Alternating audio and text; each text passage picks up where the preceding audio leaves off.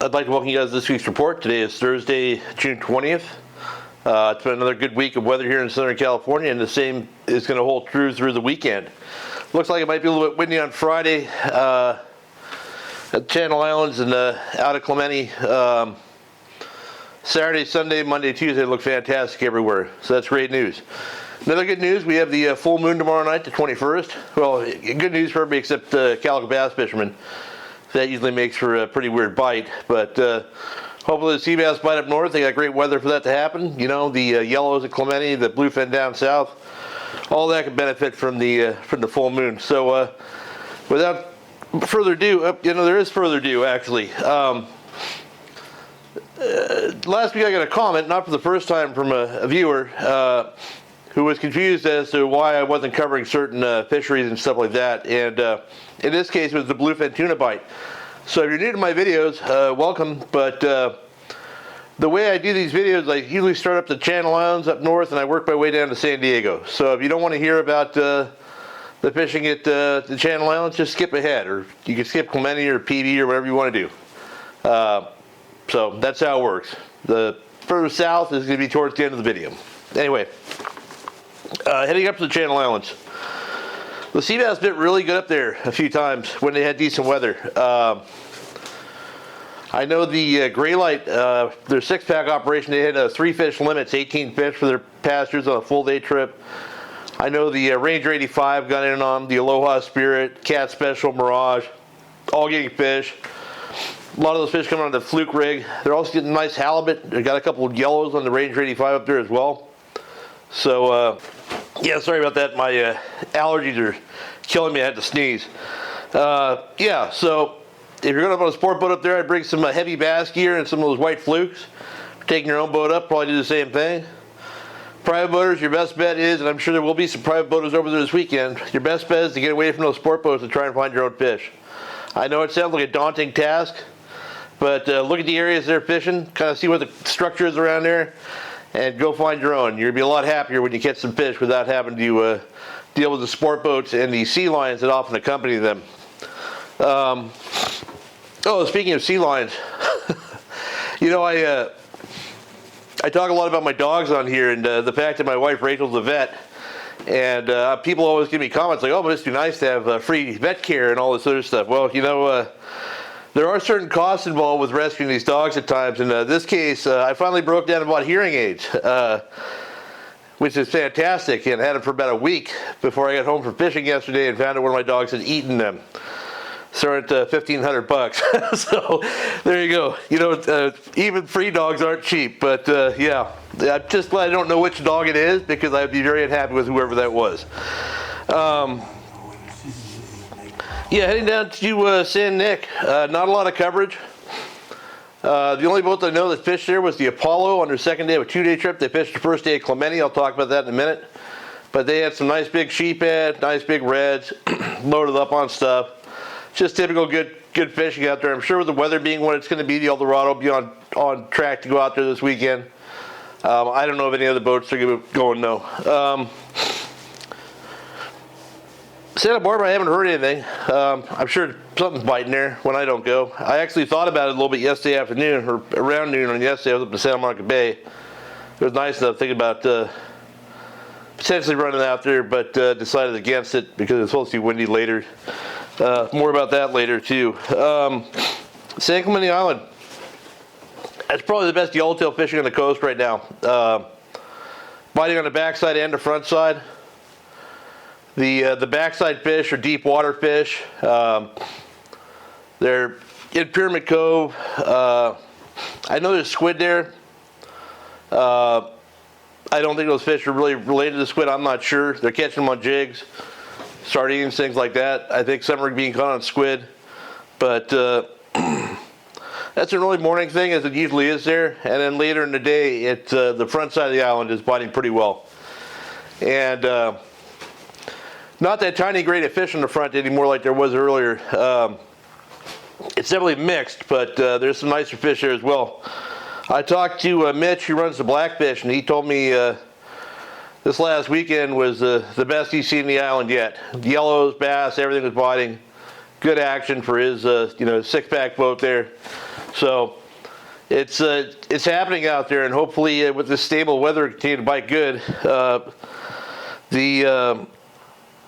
If you want to get on a trip out there, you know, the Thunderbird runs consistently. The Fury had a Dana Point. I saw the new San Mateo was out there. I think you'd have to get a charter on that boat probably to make it happen. But yeah, if you're going to go on an overnight trip to Clemente, I'd go with one of the boats that's there always, not somebody that gets to trip online on a Sunday or a Saturday night just because they haven't been off the dock in 2 weeks. That would not be your best bet because those guys are not going to be tuned into what's happening. Oh, also Clemente, talking about squid, I got a new contributor to my videos here, Tom Holland, who's a captain involved in squid fishing. He hit me up this week and wanted to start giving me some squid updates, and he said that Clemente's got squid on it, but it's all a lot of the small squid there, kind of on the small side for bait. But Catalina has bigger squid there. If you want to go and try and make squid on your own boat, Catalina would be the place to do it. It's that bigger squid, better for, you know, for fishing. And he said there's quite a bit of it there. I think it's mostly on the east end backside, kind of in the usual areas, but I'm not a squid fisherman, so don't quote me on that. Oh, back at Clemente, finally got some bass coverage. Gary Reyes and Steve Guardia ran over there. They fished the front side. They caught bass on hard baits, it looked like, probably weedless. I'd imagine the bass fishing over there is pretty good. Maybe not this weekend because of the full moon. I may shoot myself in the foot once again and go out there and try it, but I'm not committing to that yet either. Then into cat, not a lot has changed in there. The bass are biting, halibut, yellowtail, sea bass are biting for the guys that know what they're doing. Again, the blackfish was fished there earlier in the week, and they had a couple sea bass on one of their trips.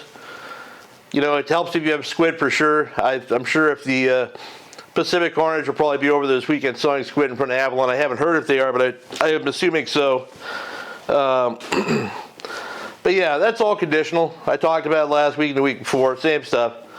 Go find conditions, go find off-color water on the beach, go find current that's running parallel to the island on a kelp spot or a reef, anchor up ahead of the spot. Don't drift around aimlessly by the people that are congregated around Church Rock catching nothing. Yeah, just basically it. So along the coast, my friend Bobby Martinez, he fished the Santa Monica Bay on Wednesday, being a federal employee or state employee, got the day off, and had really good fishing for big sand bass and calico bass on some reefs up in the Santa Monica Bay there. And he's using that forward-facing sonar in his boat, and it's odd because I had a question in last week's video about what I think about forward-facing sonar. I'm not sure what I think about it, but I'm sure, 100% sure about something. A guy that's not a good bass fisherman getting it is not going to fish like Bobby Martinez. So, you know, if you're at the absolute top of your game and you're thinking, hey, I'm missing bites from a small percentage of fish that I'm not seeing properly or whatever, then by all means do it. But, you know, if you want to get better at catching bass, you just need to go out there and make a lot of casts. Get proficient with your tackle, your lures, learn a number of different presentations, perfect them all.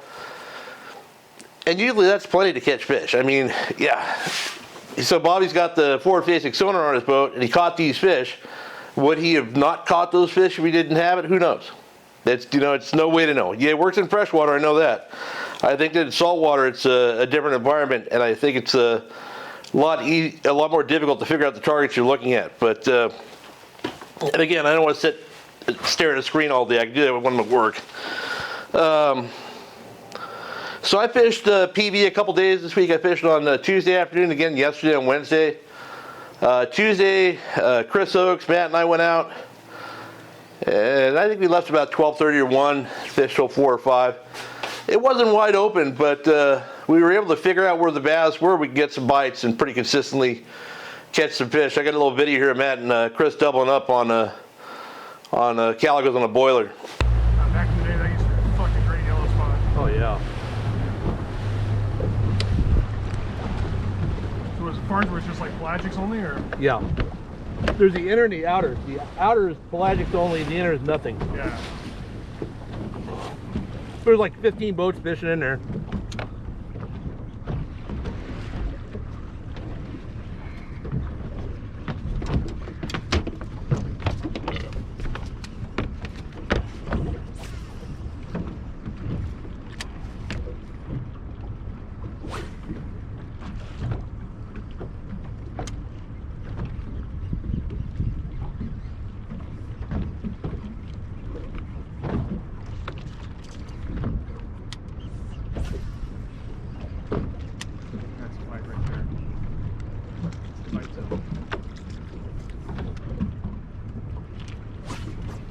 There you go. Told you. I called it. You sure did. I'm right in the fucking shit of it. Yeah. Oh, you got a nice one. Look at them all. Right in the next Look at them all. Look at all those bass. Fucking look at them all. Like that one? Like that one just ate it? Look at that backlash. I got it. Oh, there you go. Crane operator's over here. Hold those up. Camera. There you go. All right, nice. That was insane. Yeah, that was great. That was great. Let's make a nice video. Yeah. Oh, sorry, buddy. So one of the things about fishing, so I've been talking about it with Matt. PB has not been setting up the way it normally sets up for this time of year yet. The bass are not on the outside edges of the kelp for the most part. I know that I talked to my friend Mike Stemridge, who was out yesterday, and he actually had good fishing on the outside edge of the kelp in one area, hard baits and weedless, but the rest of it's dead, and you just need to stumble into that area. They're not. Usually this time of year, the leading edges will have bass stacked on them. It'll be pretty obvious. There'll be bait, there'll be birds. I haven't seen much bait. I haven't seen any birds up there at all.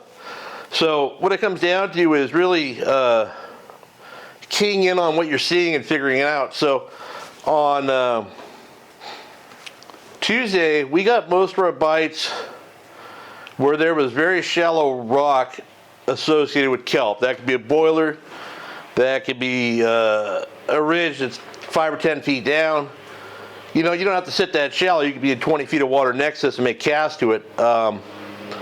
Most of our bites came in those situations, so we kind of refined that again on Wednesday. Wednesday the fishing was a little bit up. Let me back up here. I'm still on Tuesday.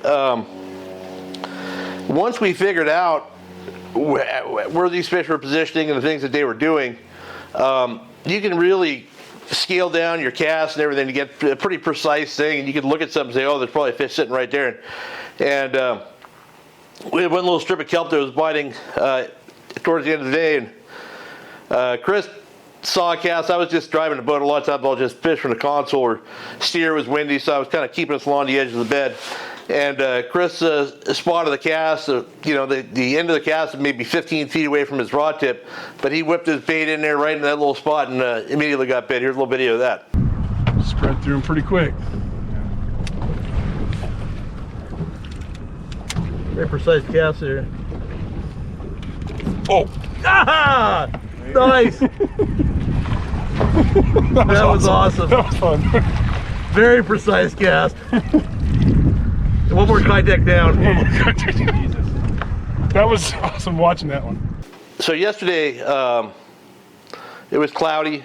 We went and we launched at maybe 10 or 9:30. We ran up to fish cod in the Santa Monica Bay. Fished an area that I used to fish on sport boats like 30 years ago, and I was able to find it due to my Simrad charts. And it's deep, 600 plus feet. And there's a lot of fish there, but a lot of small ones, a lot of small chilies, 1 pounders, stuff like that. It's not near the grade of fish that I'm seeing at the 14 Mile Bank and other places. And it's far enough that it's not really convenient to go to. I'd rather just go to a sure thing. But it was kind of interesting to go back and do my old stomping grounds there from a million years ago. But after we did that for a while, we went and fished Rocky. Matt decided to pull Matt gets weird ideas sometimes. He found I have this big tote of swim baits that I've had for 15 years, and then at the bottom was probably a 10 or 12-year-old bag of this 5-inch weedless swim bait Corey Sandin used to make. He hasn't made them in a decade. So Matt decided to grab those, and so we get up there, and that's the first thing he ties on. And surprisingly, that was the bait that caught 90% of the fish yesterday, which was kind of funny. So the day before they'd been not committing to the bait, so Matt decided to downsize, and the downsizing worked. But like the day before, those fish were associating with shallow structure with kelp around it, and it got to the point where it's predictable. And here's a video of Matt pulling up on a boiler and catching a bass. It's not very exciting, but it shows you that once you know how those fish are related to structure, you can make 3 or 4 casts into a very small area and hit it from different angles, and that 3rd or 4th cast can result in a bite. So that's just something to keep in mind. Here you go.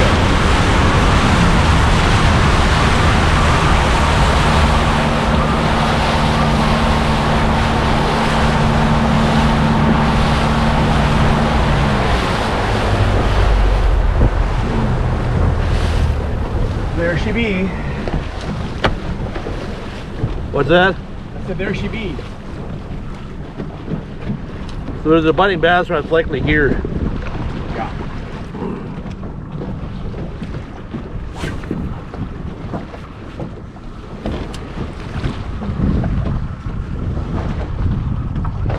They were here yesterday. Yep.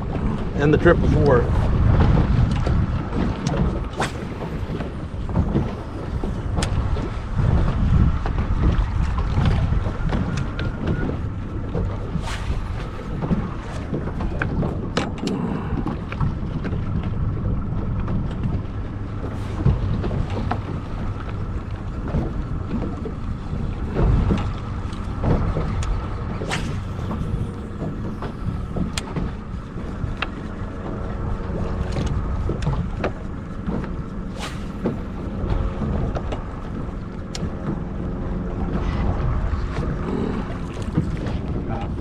Bight?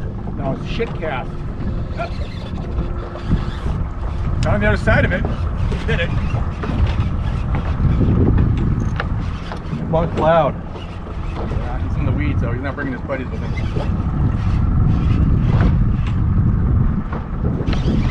There it is. Solo cholo. Yeah, they get stuck in the weeds and his buddies drive off. There we go.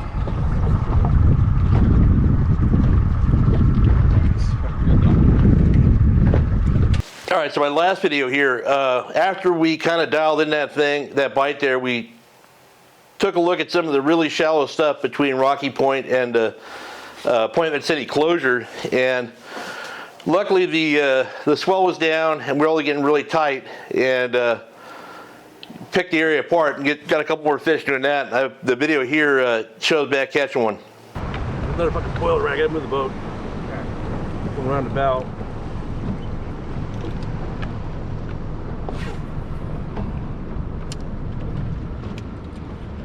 There you go, get a big one right there.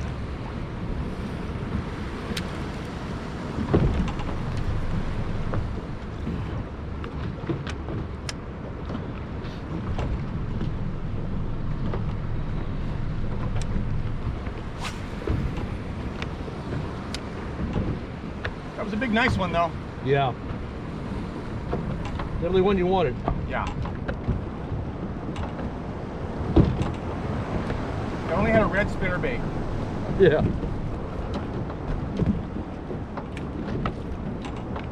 Boiler there.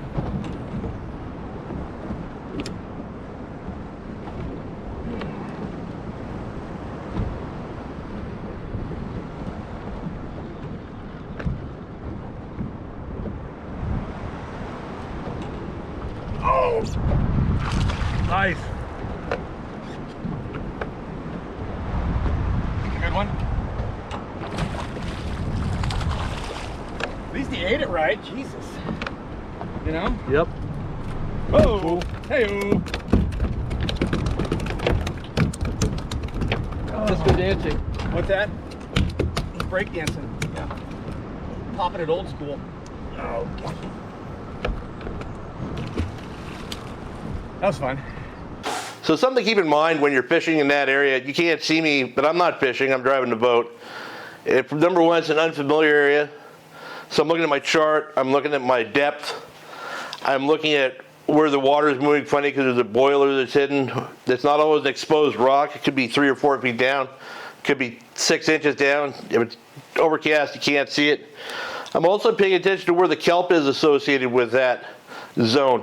You never want to get inside of the kelp bed near the beach unless you have a very clear shot out of there if you need to get out of there, because what happens if you try to get out of there in a hurry, your prop may get tangled with kelp and prove useless, and you can end up with your boat up on the rock. So that's something I like to do. And when I pull up to a zone that's real shallow, I'll go in bow first, let Matt make a cast or two.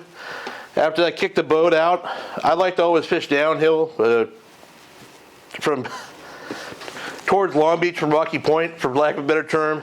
That's the direction. I like to keep the coast on the left-hand side of the boat when I'm facing forward, the port side.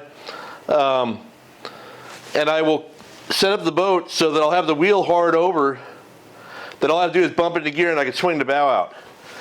And I'll monitor where the kelp bed is in relation to my prop, because I don't want the prop to get back into the kelp, and I will just jog the boat and try and keep them in there. And that also lets me say, okay, no fish in here, let me bump around to the next little spot. And you know, if it's calm or you're in an area you're real familiar with, it's fine to fish from the console while you're doing it. This was my first time fishing a lot of these really shallow areas in quite a while, so I really was not familiar with the layout. Some guys like to put their trolling motor in those situations. Unless you're really attentive and good at running a trolling motor and fishing at the same time, I would recommend just having somebody in the main. You guys take turns doing it, whatever. But yeah, so pretty good fishing on, well, pretty good by how it's comparison to how it's been.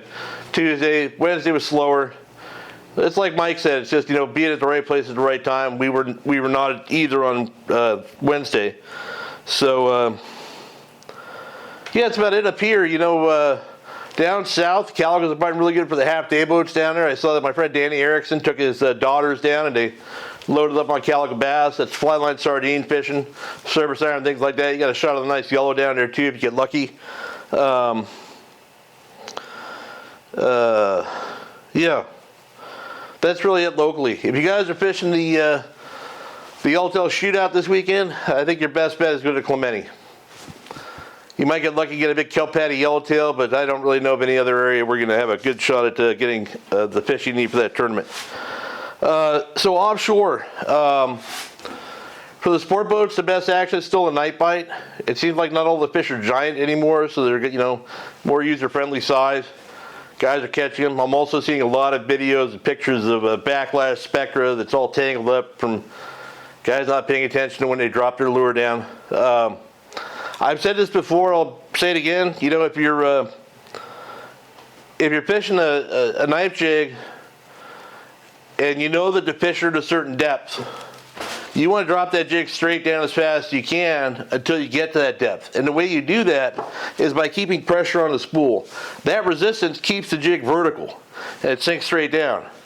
These things are meant to do this. So if you give it slack, it's going to do this all the way down and your line's going to be 30 feet away and wrapped around 5 other guys by the time it gets down to the bottom. And the damage is already done before you even hook the fish. So if you keep tension on that jig until it gets down to your depth and then let it go when it starts having its action, you're going to have a lot better success and your jig can get straight down further, faster too. So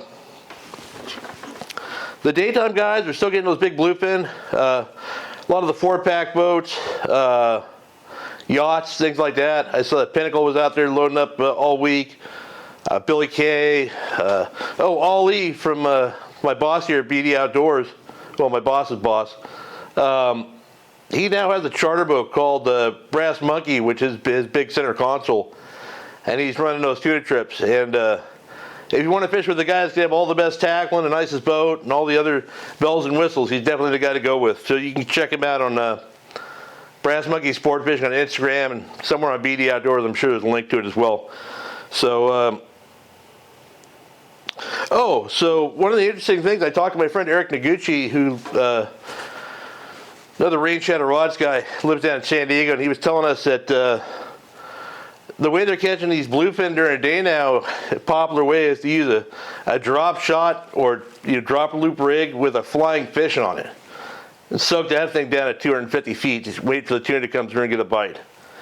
You know, I didn't think there was anything worse than flying a kite or trolling a batback, but boy, that sounds horrible to me. So if you want to take all the fun out of fishing, go ahead and drop or loop your $30 flying fish and sit there catfishing until you watch your bobber go down.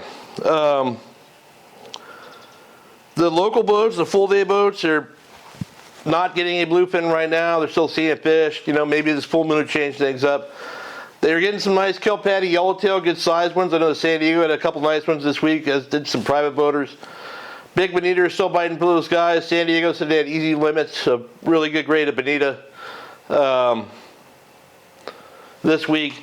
You know, I wouldn't knock the bonita if you have your own boat and you have an ice slurry with rock salt in it, and you immediately bleed your bonita and get it into that.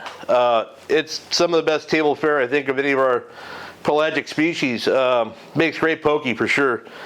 And luckily the full day boats, they take good care of those fish. You know, they bleed them, they get them in their RSW right away, process them up. So, you know, it's, but yeah, they're very, you really need to take care of them because they will fall apart and get mushy and making everyone eat but eat again if you don't take good care of them. But yeah, I think I covered a lot of things today. I'm going to fish somewhere this weekend. I don't know where yet. Probably not PV. But yeah, I don't know. So I hope you guys have a great weekend and good luck if you fish.